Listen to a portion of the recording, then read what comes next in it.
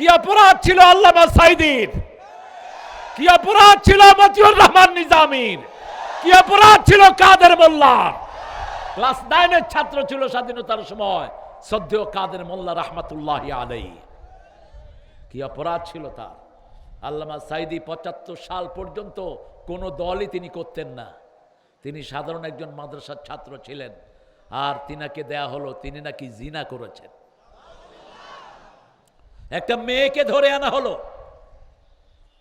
Chief prosecutor Tajul Islam এখন chief prosecutor হয়েছে। সে তাজুল জেরা করছে, বলছে ইওর অনার আমি একটু মেয়েটার সাথে কথা বলবো।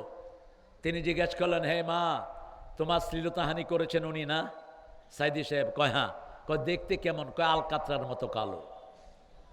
সাঈদী সাহেব কি কালো ছিলেন? আপনারা যারা দেখেছেন, চাপাইতে এসেছেন, তিনি একদিন সকালে এসেছেন, কেরামত জানা আছে। এরপরে বলা হলো, মা তোমার বয়স কত, তোমার জন্ম কবে? মেয়েটা বলল আমার জন্ম হলো 75। জন্ম কবে? 75। ঘটনা ঘটেছে কবে? বয়স কত ফাঁক? জন্মের আগে শ্লীলতাহানি, সব গায়েবী মামলা। কি মামলা? গায়েবী। আল্লাহ তারে গায়েব করে দিয়েছেন। তার আসল শত্রু ছিল মুসলমান, আসল শত্রু ছিল ইসলাম। ঠিক না ঠিক?